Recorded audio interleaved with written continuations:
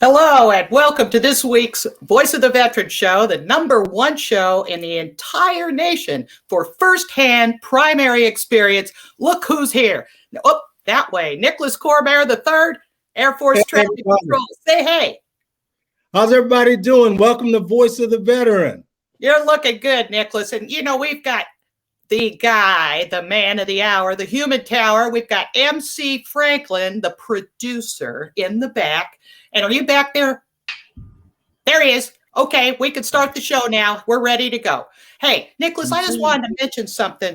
When I first started thinking about the mission of this show and everything, we talked about, how, I wanted to actually label it as something, and I wanted to say that we are about firsthand veteran experience at the VA. And, that's us. I mean, that's what we do. But, I've been studying for my VSO, Veteran Service Officer certification. We have to have a clearance and a certification and all this kind of stuff. It's a deal. And one of the things that I've been studying about is the importance of when a veteran comes in to start their claim. And I know you've been through this process personally, and so have I. So we can also speak about that as firsthand veteran experience. But what I wanted to say today is about that name, primary experience. When you go in to see a VSO, it's actually a legal term, primary evaluation of evidence. I mean, firsthand evidence created by someone, I'm reading it off the card here, someone who has personal knowledge of a fact, like in combat or a situation when the guard tower fell over and you got hurt. You know what I mean? Something like that. And somebody who's qualified to observe that incident. And that's you and me, Nicholas, because every day one of us or both of us are at the VA experiencing stuff that goes on with our fellow veterans. And that's why we do this show, is so that they can kind of get an idea of our experience and know what to expect. You know what I'm saying? Yes, I do. So I want everybody to know, especially that when you go in to see a VSO at the VA or at the Wilshire building, the federal building, it's a free service. It's not like going to a lawyer. You could go to a lawyer and get your claim done, but VSOs are trained and certified, and it's a free service for veterans to help you fill out the paperwork and collect what's called primary evidence about your claim. And that is very, very important. And I just want the vets out there to know, because a lot of times they don't, and it's important information, that a VSO is somebody that might just be a civilian who works at the VA. There are civilian VSOs, but then the American Legion hires VSOs, the VFW, AMVETS, DAV, Paralyzed Veterans of America. There are a lot of organizations that are out there to help you fill out paperwork and collect primary evidence for your claim. Things from your service record that you need help gathering together, and also widows and dependents. So I just wanted to, do my little advertisements for VSOs, because of course I am one now, and I'm proud of it. Yes. We're proud of you too, Gail. Thank you so much. I love it. I was so depressed the other day, until I actually got to help somebody again. I almost crawled under the covers and ate, Velveeta cheese right out of the box. I mean, seriously, it was just, and then somebody needed some help, and I had trained, and I knew what to say, and I knew how to help them. It made me feel so good. And I know you do that every day of your life. I mean, I see you out there, helping out in all kinds of ways. And I'm proud of you for doing that as well. I just want you to know that. I really, really am. Yes, so anyway, I suppose we can move on with the guests that I'm going to be talking to. And you're welcome to chime in anytime you want to and ask questions or whatever. But I'm going to start in on this because it's what is it? Sexual trauma and I can't even keep up with these different campaign months and things. You know what I mean? So I just want to say that every veteran and girl deserves the opportunity to live a life free of violence and discrimination. And, as an airborne female, I just want to say that, in jump school, I didn't feel supported in a way. It was an all male environment, and it isn't like they were against me or anything. It was just a very different, absurdly feeling alone kind of thing. Like I had to achieve this just me by myself. I didn't feel that camaraderie among women that I did once that I got out and became a veteran. Because now that I've met other female airborne veterans, I mean, at the VA, you know, in the amputee clinic years ago, I'm a friend of mine now, Marilyn Rogers, you know, she's 82nd, you know, 80 deuce on the loose, you know what I mean? And Sarah Letts Smith, she's at Spirit Mountain and things with me there. And then about, I don't know, she'll correct me, 2 or 3 years ago, I met Captain Katy Robertson, and we were comedians at a convention together. And I am proud as hell to have Katy Robertson here today. Let's bring her on and show some pictures about her service. This is cool. Wait till you see this.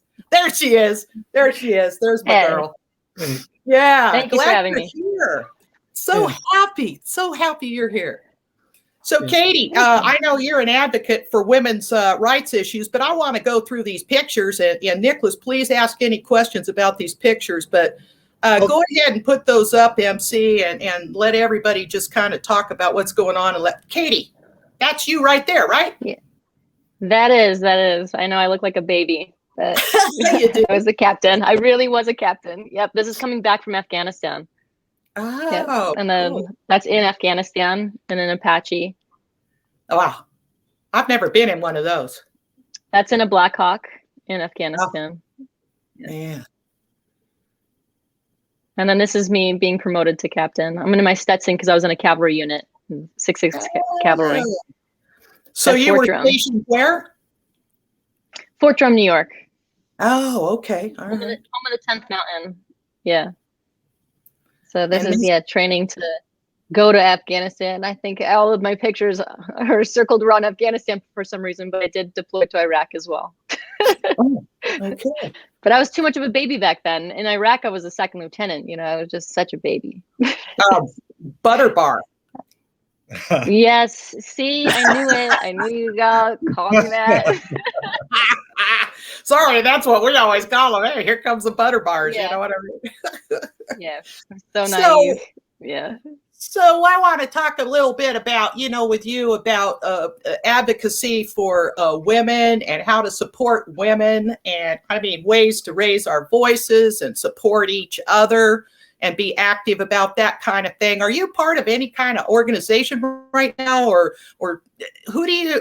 Looky there, you went on a march. For goodness sakes, tell me about that. I did. That's the Women's March in Washington, D.C. That's the first Women's March in Washington, D.C. So that was right after Trump had gotten elected, and you know, all those women in pink hats and stuff. I got my pink hat after that. One of the women was very kind and sent me one. But I think Nicholas was there because they're a bunch of women. So I know wherever women are, Nicholas is there.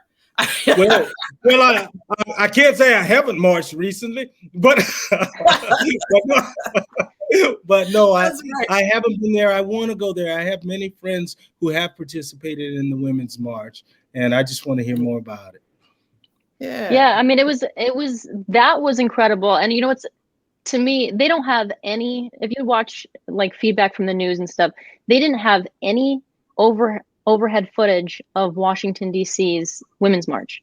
They don't. They had LA, they have New York, they had, you know, like all these other huge cities. They don't have Washington, D.C. because Trump prevented anything from being in the air. Nobody could take any kind of overhead footage. And they claimed that there was only like 900,000 people, but we couldn't even actually move in the march because the entire parade route, the entire march was filled with women.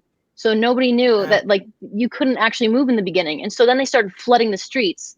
And then what was incredible was how peaceful it was, because like the day before was the inauguration, and there was like some like protests and some honestly Trump people like trying to find anybody who was, you know, anti-Trump, whatever, and they're trying to beat them up and stuff like that. And then you go like the very next day, it's so peaceful with that many people. And not one issue at all. I mean, the police were like high-fiving us, and it was just this really incredible thing. I mean, I will say though that that experience and how beautiful that was is so disheartening to think of this past summer and how you're treated for a different color. You know what I mean? I mean, Nicholas, I mean, obviously you feel that. That's, I just couldn't believe, like, you have peaceful people, you know, these beautiful people who come out for a beautiful cause, you know, and it's just to be seen as equals and treated as equals. I mean, that's all you're asking for. And yet this, you know, and it's just all of a sudden what National Guard is taken out because they're like, oh, you know, like all this stuff. And then the whole, you know, and then, I mean, I know I'm going off on a tangent, but I hated like the whole insurrection recently. You know, the insurrection recently of like, there's not, I was sitting there screaming at the television and I'm talking to my little brother who was in the Air Force and I'm going, what is happening? Where's the National Guard? Where's the SWAT? Where's all of this stuff? I mean, why is it that like they're in place way prior just because some persons of color come and then they're nowhere to be seen when I'm like, who didn't know? You want to like go on the street, let's do like a street thing and go, who didn't know that they were going to Washington with guns? Like, who didn't know they were going to Washington to be violent? Like, you ask anybody in the street, they'll be like, oh yeah, no, I knew. But like the FBI and everything, they're going, I had no idea. The police are like, I don't know. We looked at this intelligence. We're like, I'm not sure about this. Like, I don't know. I mean, like they say they're gonna have bombs and they say they're gonna have weapons and they say they're gonna like kill all these people. But I don't know. I think they seem like actually pretty nice people. There's good on both sides. You know what I mean? Oh my gosh. The cool part is we can stand together. I mean, I definitely identify with everything Katie's talking about. And that's why I do everything I can to relate and also seek to understand and then stand together, because it takes that. When you have those kind of questions being asked, it takes us standing together for equality and everything else. Now, absolutely. I think the big thing. Go ahead, Gail. Oh, no. I want to hear you. You go for it. Whatever you were thinking, say it. I was just thinking something that always happens that, you know, if you mention this past summer, you know, if you mention it to somebody who's on the right or who watched was Fox News, they'd say, well, it was violent. It was violent. You know, like it's so different because it was completely violent. Like you look at all the stores that were looted and everything. And it's like, even if you talk to police, which, you know, I have a good friend who's a LAPD, who's new on the job. He's a year LAPD. And he said he was there at those protests and they were peaceful. He's like, from like 8 a.m. to 4 p.m., the most peaceful people. There was not really any issue whatsoever. He's like, and then it's the people who took advantage. And so it was a completely separate than the protest. It was completely separate. And like these people that took advantage and were vandalizing, and it wasn't, you know, just like one color, one group. I mean, there were elderly involved in it. If you watch this, I'm like, what is happening? But all of these people, they're taking advantage, and that is not right, because this is the protest, and these are the people that are like the agitators, the people that are ruining it for everybody, because they're thinking, I can get away with this because all I can do is just point out that, you know, yeah, but look at the Black people who are here, you know what I mean, the African American people who are here. Like it's like they're completely separate. But if you're a Trumper, if you're a Fox News watcher who believes in all the conspiracy theories, because you can't tell me that somebody like Tucker Carlson is like even educated. The man didn't even go to college, but we're all supposed to be listening to him as if he's like the mecca of everything. So I'm going on a tangent. I hate the racism. I hate I hate the inequality. I hate, like, no matter who it is, if it's women's marching, if it's any kind of group advocating for their own rights and their own, you know, like to be seen, it's just like, you're just so hated on. And it's as if, you know, like the white heterosexual males are going, they're trying to take away our rights. And it's like, we're trying to go, you know, we don't want to be down here. We just want to be up here on here. We don't want to put you down. No. You're not going anywhere down. We just want to be seen as equals. It's like, no, they need to be in their place. Anyway, that's my tangent. You brought up Tucker Carlson, and I don't know if you know or not, but I've been losing my mind over Tucker Carlson for the last few weeks. I talked about him on the show. I mean, as a startup thing, about how his name you need to take that T off of his name and put a big fat F up there, because that's what he is. He's not a Tucker. He's, you know, Can't stand him. I'm sorry, Okay. Nicholas. Go ahead. Say what you're going to say. But I was just going to say, I only took one pair of Vans and the door was wide open. I mean, that's Right. That's right. You're like, is it a crime if the door was open? The door was just, I mean, they were like, here. What the heck? You know. So anyway, I want to list a couple of things about advocating for women, because I think it's important to think about the different ways that we can advocate for equal rights for everyone. And when I look at my little list here, I see that there's different things that apply to all kinds. You know, we're talking about marching and different groups marching, and these things apply, you know, to a lot of different marches and things. And one of the ways, you know, is to raise your voice, support one another, share the workload. You know, women do a lot of unpaid work, you know, cleaning and fetching and laundry and stuff like that. And, you know, getting involved in running for office is another way to help, you know, support women who are running for office and work on those elections. Educating the future generation. That's another important way that, you know, we can support rights for everyone. You know, it is Women's Month. It was Women's Month last month, and now it's harassment, sexual trauma, and MST things in the military. This month is the VA campaign on the list. You know, they have a different one every month. And so I try to stick with, you know, the things that they're advocating every month and help out that way. But also to know your rights, to know exactly what your rights are and stand up for those rights, join in the conversation, and also give money to the cause. So that's my list of different things, you know, ways to take care of that. You know, I want to talk about LGBTQ plus. I get so confused, Katy. You just have to straighten me out. But I mean, you know, I just kind of, I don't want to make fun of it, but I have to, because it's alphabet soup. I don't even know. I mean, you know, this has to be an open conversation about what these things are. And the military has had a really inconsistent history about, you know, gay rights in the military. I mean, what the heck is don't ask, don't tell, for God's sakes? I mean, you know, when we look back on that, I just go, okay, so I'm okay, right, but don't talk about it. You know what I mean? I served under it. Right. I served in it. Like I served. It's extremely hard. When I joined, I went through Army ROTC at Florida State University, and so I remember that when I was signing up, like to do the classes and everything, they have you sign a paper and it says, I am not a homosexual and I do not have any homosexual tendencies or thoughts. And I said, and I raised my hand and I said, I'm sorry, I just want to, you know, chances are statistically that someone in here might be gay, you know, but I just want to say that I thought it's don't ask, don't tell. Like, so you can't ask. So nobody should be signing this, you know? And I remember my major, he was like, well, I mean, it doesn't really matter, right? Because you're not gay anyway. I'm like, right. Yeah, that's accurate. And then I will never forget signing that. Like how hard my hand was shaking, my heart just like pounding, and it's just the worst feeling in the world. I mean, I cried after, you know, I had to excuse myself to the bathroom and cry. I mean, it's horrible. extremely hard to do that. And then, you know, like you're going through that, you know, I was investigated for homosexual conduct, you know, when I was, after I came back from Iraq, the first deployment. And that's because this woman who was my battle buddy, who I became really close with, obviously, if they're your battle buddy, you go everywhere with them when you're deployed.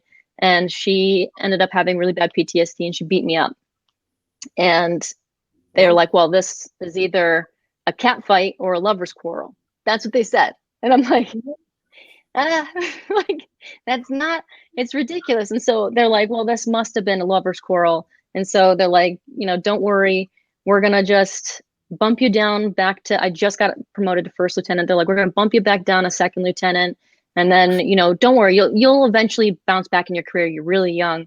You know, how does that sound? And I said, well, sir, I'm just going to sign, I'm going to check the box that says that I request trial by court-martial because you have nothing on me. You have absolutely nothing, no evidence. And if this was a man, if there was a guy involved in any type of situation with this, that sergeant would be in, Leavenworth, whatever. Like, like they would be in jail.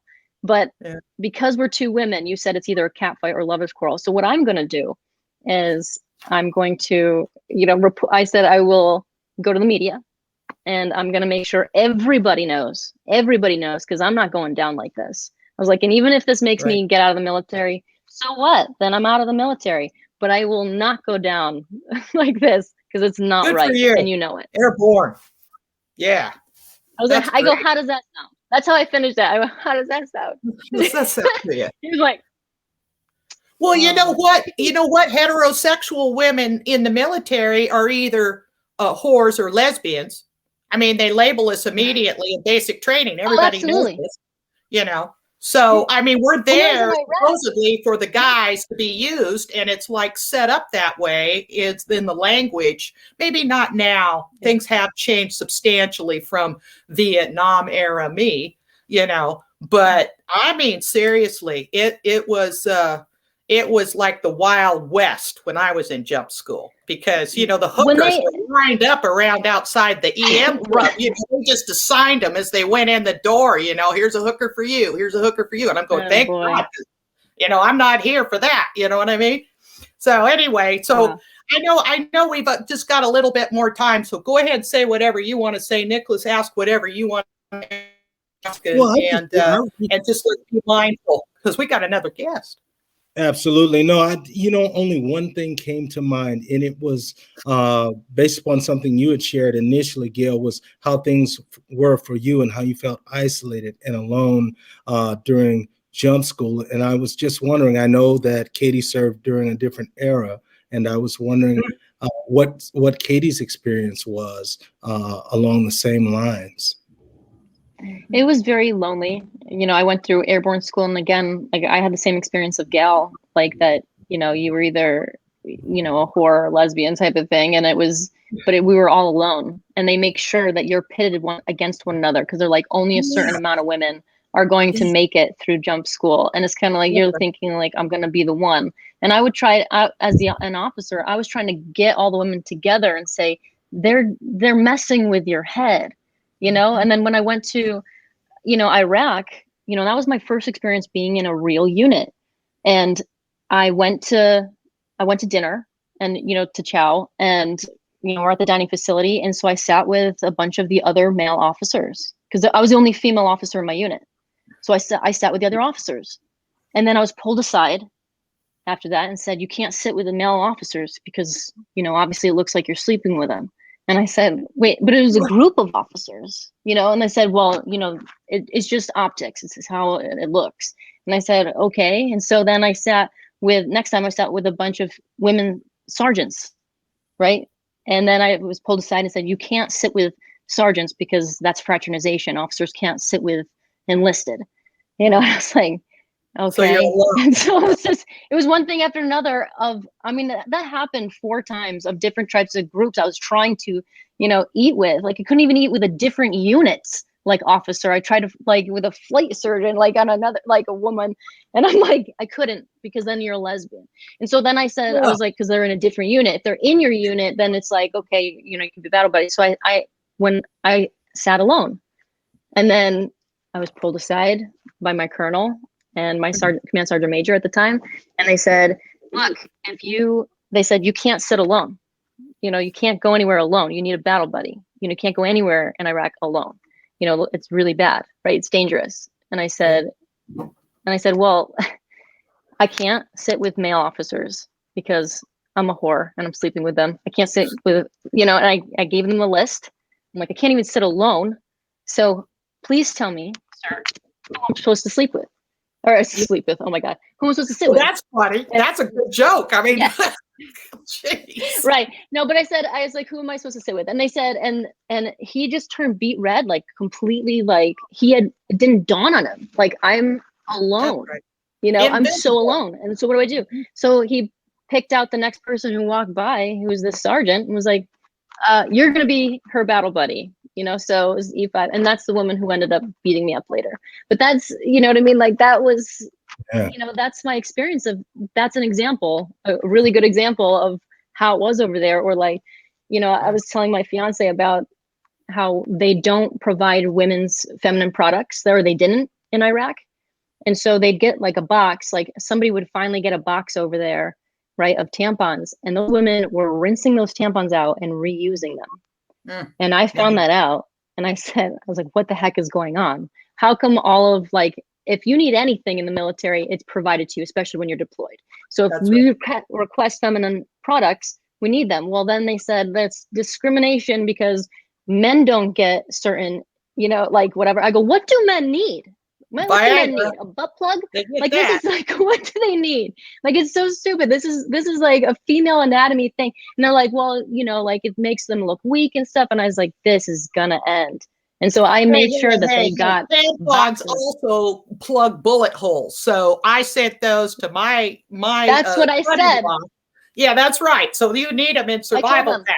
That's right. I did. Right. I told them, I said, every guy should have a tampon on them just in case they get shot, because that's actually the best. And so that's actually, because I said that, Gail, you're right. That is because I said that, they ordered so many tampons. Well, you know what we have? I'm going to wrap this up, Katy, because we do have another guest. I could talk to you for hours. I thank you, Nicholas, for chiming in on this stuff. But I want to say one last thing. We have an issue right now at the VA where we can't get, you know, feminine hygiene products. I mean, you know, Renee Andresian is advocating for that all the time. And you get pushback, constantly pushback. It's kind of weird. That's what it is. Just freaking weird. So anyway, Katy, Gail, I want to add real quickly that all VA facilities are required to provide care to transgender veterans or pay for services in the community. To find the LGBT Veteran Care Coordinator, that's the VCC at your facility, please reach out to them. And they will be the most knowledgeable about local resources pertaining to the VA facility near you. Perfect support, Nicholas. Thank you very much. And Gail, I just want to say one last thing. Absolutely. I just love that you opened the show as, you know, saying that you're a VSO. Congratulations on that. We absolutely need better VSOs and like more VSOs that have a heart and really truly are there to help veterans. Because I went through it when I was homeless, and one VSO just dismissed me, didn't believe me. And I finally got back up when somebody said, no, there's so many more out there. And so I went to the federal building, had the most amazing VSOs who were there for me, who got me help, like expedited, because I was living in my car. And it's just incredible what you guys do. So I'm so happy, Gail, to hear that you're a VSO. So congratulations, and thank you guys for having me on the show. It won't happen when I'm in my office. It won't happen. I will do everything I can. I promise you. Katy, thank you very much for being on the show. I love you dearly. I hope to see you soon in person. Oh, you know, mask, no mask, whatever the heck. I'd love to go to lunch with you sometime. I want to see you again in person. I miss you. Okay, so we're going to say goodbye to her. And I'm going to say, Nicholas, do we have anything in transition that we want to say? Are there any announcements at this point before you take over? None right now. Stuff, anything? You know what? None right now. I want to verify on if the weekend for the Watts vaccination with the American Legion has passed, or if that's this weekend, or when that is. But that's the only thing I have hanging as far as vaccinations. Yeah, I can't validate anything on that because I haven't looked that up for this week's show, but I know what you're saying. Because I'm thinking, you know, and who knows? Maybe they're continuing it too. I mean, that's something, you know. We'll definitely have something next week on vaccinations to make sure we're still getting that information out there. Well, just a quick thing, and then I'll just turn it over to you, is I had a wonderful time at the VA. I met the new voluntary service chief, Alexia Lunningham, like Cunningham, only with an L. And she took me on an entire tour up there. And I'd love it if you go sometime and see this too, Nicholas, because I know you'd be very interested, because I got to see all the support for CTRS and all the tent camps and all the food and all the clothing and all the, you know, whatever supplies that are up there, and figuring out how to best interface with her as a VSO. I went around and met a whole bunch of different people to make sure that I would be contacting them in the appropriate manner to be effective as a VSO. And she was so supportive. I mean, Alexia, I didn't know who she was. I'd known, Sadie Stewart forever. She was at the VA for like 30 years. Do you know Alexia yet? I have met Alexia Cunningham. We both Lunningham with Nell. Lunningham, I believe so. We both, I believe, spoke at Congressman Ted Lieu's Conversations with Veterans. That's right.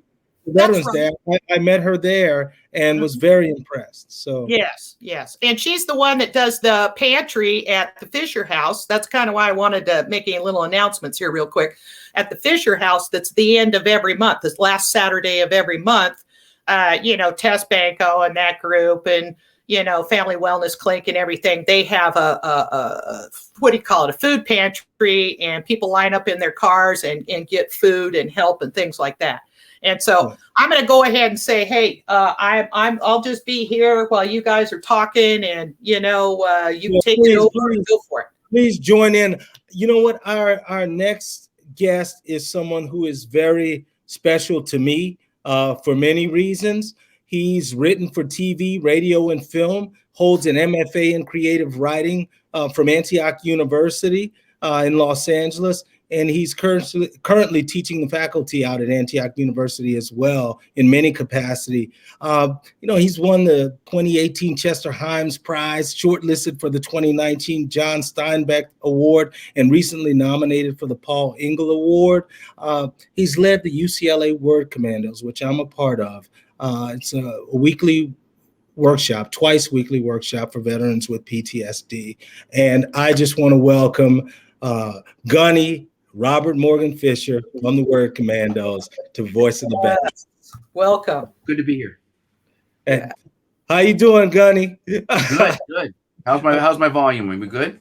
Yes. You're good. Sound great. Gunny, it's an honor to have you on the show. Thank you for being here. And just to get things rolling, I'd say, could you please tell us what the story of the Word Commandos are? And tell us a little bit about how Word Commandos began and what your relationship is to the Word Commandos.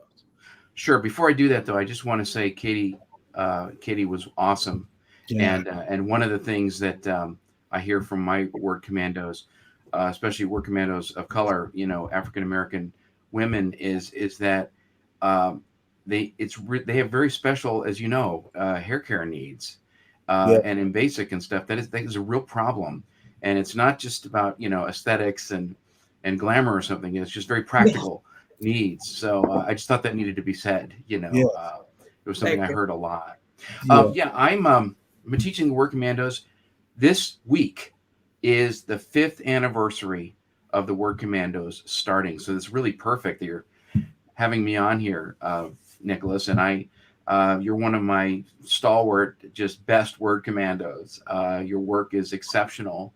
And the way this started was I had originally, when I did my MFA at Antioch, you have to do a field study. And that means go out into the community, bring writing or the learning of writing or appreciation of writing to the community in some way. And I wanted to go to Point Magoo, up the coast where I'd been stationed. My dad had been stationed for a few years in the 60s and lead a creative writing workshop for military veterans and dependents. And I couldn't get any action on that. It was very disappointing.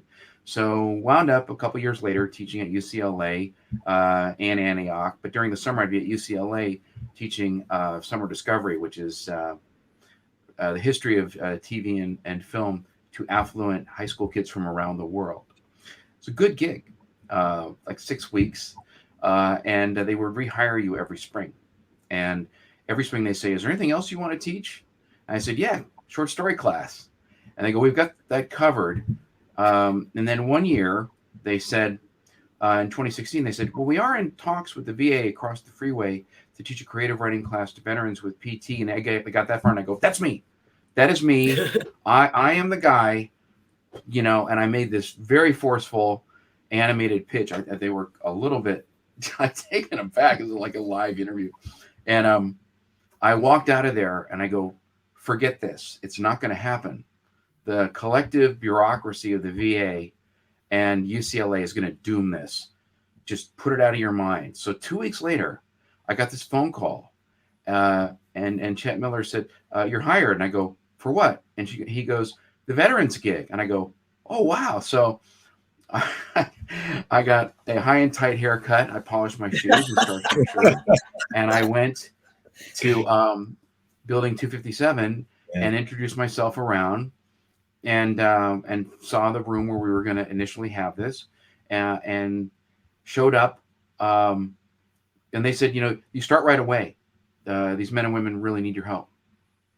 And this was all part of, by the way, a class action settlement that the VA, which sits on, as you know, on the most expensive real estate in the country, right, had sued Brentwood, Westwood, and UCLA because military veterans were treated like, minimum security prisoners. And they didn't help them get housing. There was homelessness, as you well know, and substance abuse and so forth. So this was part of their amends, I guess, right?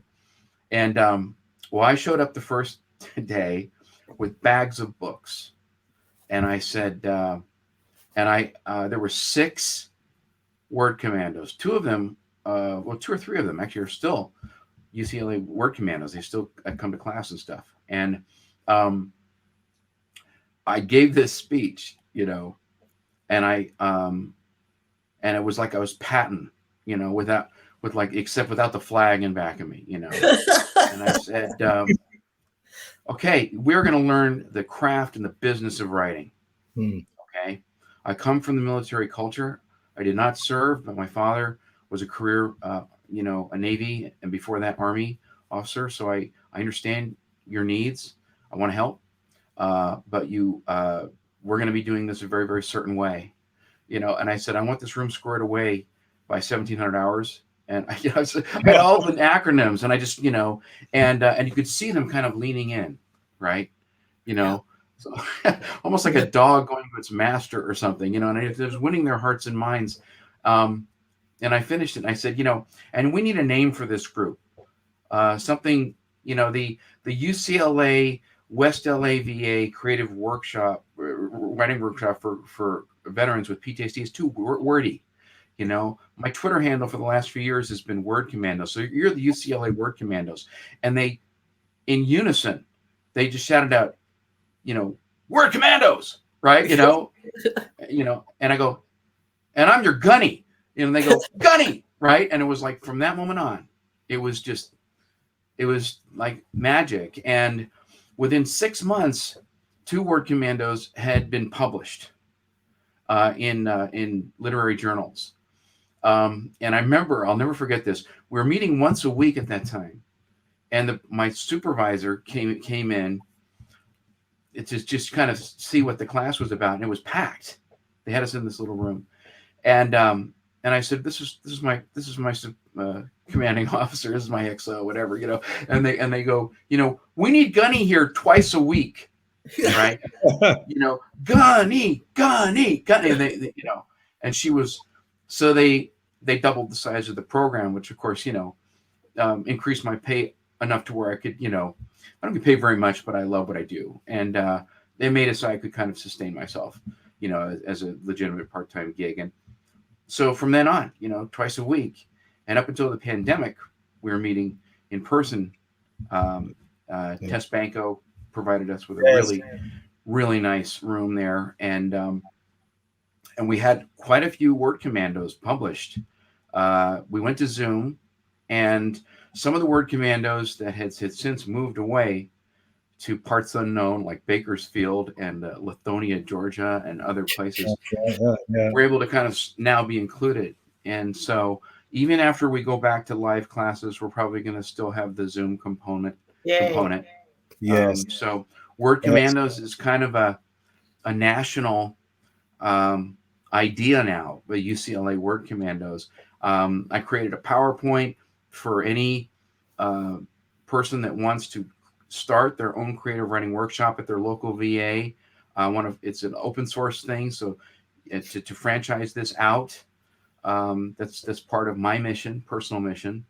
And so I've learned from our successes and a few mistakes and stuff, like really how to run this workshop. And as I said, Nick is he's just one of my wonderful writers and leaders. Well, thank you, Gunny. Thank you so much. I mean, I can't even tell our viewers how much Gunny actually has meant to me. When I showed up at VA Building 257, that's the Welcome Center for homeless veterans on the West LA VA campus. And I went into Gunny's room. I mean, I was pretty much antisocial, isolated, couldn't be around people, and just stayed. You know, I stayed because I liked what I was hearing. I heard somebody for the first time in my life telling me that this could be done, stories could be told, had a really clear and concise plan on how to get there. It wasn't spoon-fed to me. It wasn't speaking down to me. It was like, hey, you're going to read 4 books at a time. You're going to, it was just, hey, this is a lot. And if you're going to be here, we're going to immerse ourselves in literature. And it's only going to be the high protein stuff. And it was all that. And I sat there and I just immersed myself in it and bought in and didn't necessarily, I think I wrote maybe one story right away. Gunny doesn't even speak enough about how much, I call him Gunny, but Robert doesn't speak enough about how much he actually does for the veteran. I mean, Robert has been available pretty much 24/7. If I send an email asking for help with an application, if I'm asking for a letter of recommendation, if I'm asking for anything, if any veteran is asking for that, Robert responds right away and makes sure that happens and gets it right back to you, no matter the deadline. And that's something that I can't speak enough about because it's really brought me to another level. And I know it's done the same for a lot of other veterans. I could speak forever, but I also wanted to ask you, Robert, about you say something about reading veteran stories. You talk about how much it means when you're reading the veteran story, and I know your passion for stories. Could you tell us why you think you have that passion for reading a veteran story and for editing and helping a veteran tell their story? Well, yeah, because I especially wanted to work with veterans because they see the world through a very specialized set of eyes. And thank you for those kind things that you said. I knew when you came into class that you had potential, and and you proved us all that you do. But anyway, there are some veterans writing groups that really kind of focus on the combat experience. They're really, they're and if they're PTSD oriented, they say, well, you've got to confront the pain and do this. And I'm like, no. If someone wants to write about their PTSD experience, that's cool. We'll support you in that. But if you want to write a story about, trying to get car insurance or a trip to the grocery store, that could be a short story. There's a way to do it. And but the way veterans see things, also, honestly, most veterans are self-starters, and they're really good at taking direction. Marines especially. Nothing against Air Force or Navy. My dad was a Navy guy, but there's something about a Marine. I mean, they just roll up their sleeves and they just get the job done. One of our first published short stories was a Special Forces guy, Phil, and he came in and all it said on the sign-in sheet was he was Army, and but he seemed pretty squared away and he really paid attention. And when I assigned books or stories and stuff, he went above and beyond. And 6 months later, he came in with a story that was just incredible. And it was really funny. It was a story about, it was true, based on, first of all, he told it as an oral anecdote in class. This happens a lot. And this is the way a lot of short story writers work. The short story tradition did start out as a spoken word tradition, oral tradition. That's how history and news was handed down, through the telling of stories. And he told this story about how he and a carload of guys from the VA, the domiciliary, went out on Veterans Day in search of all the free food they could get. And it was an op, right? Yeah. And we were just laughing because, well, Phil works at the VA now, Phil Banos, and Phil, his pen name is Philip Julian. And he is really good at getting free stuff. He's one of those resourceful guys. And And he told this story, and we were like, "That's a short story, Phil," because it had a very poignant ending too. And I said, "Go write that." And he came back with 50 single-spaced pages. And I said, this is a short story. It should be like about 14 double-spaced pages. It's not a deposition or a debrief, right? And it triggered him a little, right? But then he came in and he delivered this beautiful, concise short story, and it's called 11th Month, 11th Day, 11th Hour. Yes. It's I forget. It's published in a couple different places, and it was read by Tom Hanks' brother, Jim Hanks, at the new short fiction series Salute to the Word Commandos. Anyway, then he started writing other stories. I come to find out he was Special Forces, and I said, "Well, that makes like perfect sense." He approached this completely like a snake eater. He came in, he won our hearts and minds. He became a writer. He knew nothing about this. He'd kind of written an oral history of his family or something before, but anyway, so that illustrates how veterans kind of go about this, and there's that phrase, war stories, right? Well, everything can be a war story, your arrest for DUI can be a war story, right? Some war commandos have been incarcerated, they have amazing war stories. They have their military and that other experience. I don't know what you're talking about, Gunny. Yeah. I wasn't going to bring it up. I don't know what you're talking about, arrested. But for changing your tire, you know what I mean? Yeah, exactly. Changing your tire. Yeah. For trying on a pair of Vans. Yeah, driving while black. I mean, but that's another cool thing, and I don't want. I'd be remiss if I didn't bring it up. As a word commando, what Robert brings to the table is that willingness to reach out and bring in great writers from all over the world, really. I mean, we've had Will Mack, and I've met Will Mackin, who's an amazing writer. We recently had Will Mackin in the Word Commandos workshop. And I know Gunny can name a few others. There's been many. I mean, as a Word Commando, we're immersed. Yes. I can't read it, Gunny. Yeah, he's a former SEAL. Yes, former SEAL. Yes. Well, let me talk real quickly, and then I'll let you continue here. If I can just interject, I do this all the time when they do check-in. Let me interject here. Will was embedded with the SEALs, right? And I loved his book. It's really one of my favorite short story collections of all time. And when I was cultivating him and just kind of trying to become like a colleague, turns out I told him that my dad was an NFO out of Whidbey flying EA-6Bs, and he goes, in the early 80s, I was an NFO out of Whidbey flying EA-6Bs. So we had this instant bond, and he wound up being a guest in class. We've had many other guests like Brian Evanson and stuff, Keep going, Nick. I'm sorry. Well, no, I forgot that we recently had a guest in class that was just absolutely amazing. The writer of Duplicity, which we get to sit in and hear, it's master's level coursework that's just incredibly enlightening as a writer. Tobias Wolff, some of these, as I've always wanted to write my entire life.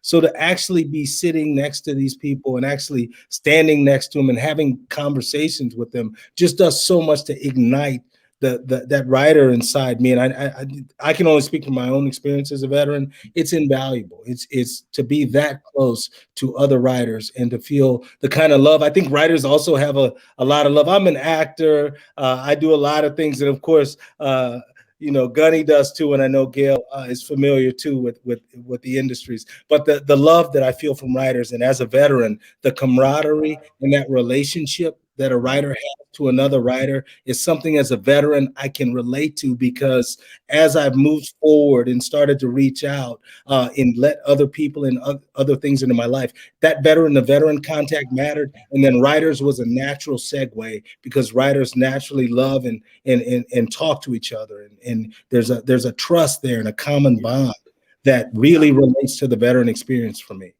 We go on when they're not on lockdown, we go on field trips quite a bit, and night ops. We call them, right? And we go to Word Theater, which is the premier spoken word production in the world. It's in LA, New York, and London. And Cedering Fox runs that, and she's very, very supportive of Word Commandos. In fact, they're going to be doing a Veterans Day salute to Word Commandos and Will Mackin this Veterans Day. Hopefully, it'll be a live. We'll be back to having live performances, but several Word Commandos are going to be reading, short pieces. Actually, A-list actors are going to be reading their pieces. That's the cool thing about the new short fiction series and Word Theaters. They get really good actors to come in. I remember when Phil Julian's story was going to be read, the producer Sally Shore said, "Who do you want to read your story?" And he goes, "Tom Hanks," right? And then when we did the rehearsal, in walks Jim Hanks, who looks just like Tom, is Tom's voice double on Toy Story and all these other things. The look on Phil's face, when he saw this and heard things, I mean, it was, I'll never forget it. I mean, I get emotional about it because, it just it was one of the high points of his life, to have his story read by an actor like that. It was one of the high points of mine to be homeless in a homeless shelter and then go to the Word Theater and see J.K. Simmons reading. I think it was Cedering Fox. It was the works of Brian Doyle, had J.K. Simmons and all kinds of A-list actors and readers, and that kind of experience when you're in a homeless shelter with bed bugs everywhere. And we didn't tell you about that, Gunny. We didn't want you to know it was full of bed bugs in there. I was wondering why I was saying. Welcome to Los Angeles. But I mean, the just that reaffirming experience of being able to be in that environment, regardless of my immediate situation when I stepped out of there, was enough to keep going and encourage me. And I know this is, that's why I can't say enough about Word Commandos, because Gunny and Robert is working with veterans fresh off the street. Some still are not even in the shelter. They're still homeless, showing up to Word Commandos. And on top of it, I know we're running short on time, but throughout this entire pandemic, right, when everything seemed to be falling apart, I watched the Word Commandos stand up and open up to veterans all over the United States and keep us together twice a week, and without fail. And to see what's happened, how many publishings have come from that. Lit Crawl 2019, I believe I was still homeless when I read in Lit Crawl 2019. And never treated like it, just welcomed into the literary community. And then again in 2020, Word Commandos had a major showing at Lit Crawl 2020. Sally Shore runs that. And inexplicably, I got my first publication from that, and it's been just amazing ever since. And that all begins with Gunny having that patience and that fortitude to show up day in and day out for the veteran in the most extraordinary circumstances, like homelessness, substance abuse, PTSD, all of that going on in the Word Commandos, and great stories being told. Thank you, Gunny. Thank you, Rob. One of the things that's really cool about Word Commandos is we laugh a lot. It's very rambunctious. There's only been a few awkward moments, but even those, I got to tell you, it's just that, the high point of my week, both on Tuesdays and Saturdays to get together. And if you're if you're a vet and interested in Word Commandos, you can contact Nick. And he'll put you in touch. We have limited space, within the workshop, because we're kind of maxing out now with Zoom. But I do consider every single person that comes to me, and sometimes even if we don't have room for them in the workshop, I'll work with them one-on-one, and help them in that way. Absolutely. Thank you, Gunny. I know we've got about 5 minutes to wrap up. I wanted to say thank you so much. Please go check out Robert Morgan Fisher at robertmorganfisher.com. Of course, Robert just told us how to get involved with the Word Commandos. I know this has been an extraordinary thing for me to have Robert on Voice of the Veteran. I'm so grateful for that. Please contact me, like Robert said, if you're interested in Word Commandos. Thank you, Gail, for making space for it. And do you have any questions I didn't ask, Gail? Do you have Robert? No, I just want to say to Robert, thank you so much for being on this show today. I am so proud of the work you do, and I do want to be part of Word Commandos as soon as I can arrange it. I think this sounds like a wonderful thing. So I'm going to contact who? Nicholas Cormier. Well, you do know me. You do know what? We call him Nicholas Cormier III of the Lake Balboa Cormier. That's what I always say. I always call him Nicholas. Some people call him Nick. I just call him Nick. I've cleaned up my reputation. We no longer say Van Nuys. We say Lake Balboa. Well, thank you for doing this work. Nick's stuff is getting published. You guys got to read his latest publications. I did. He has arrived as a writer. Okay. Yep. Yeah. He was the hit of Lit Crawl. Okay. I mean, all the Word Commandos were good, but everyone kept saying, Nick's performance was so intense. It was really good. I know it was. Thank you, Robert. I hope you'll come back, Robert. I hope you'll come back. I hope Katy will come back also to sit in with us at Voice of the Veteran. It's been an honor to have you here, Robert. Absolutely. Yes. Thank you so very much, Robert. It's great. Thanks for your support, and thanks for supporting our men and women.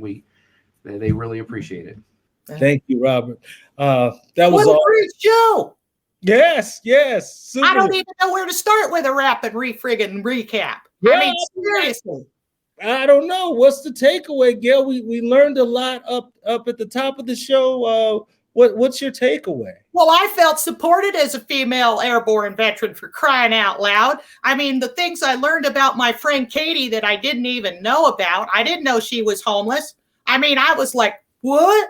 I mean, I'm so proud of her, and I'm so proud of Robert. I don't even know where to start. I mean, I can't even zero in on exactly. Well, I want to be a Word Commando. That's exactly what I want to take home. Well, yes.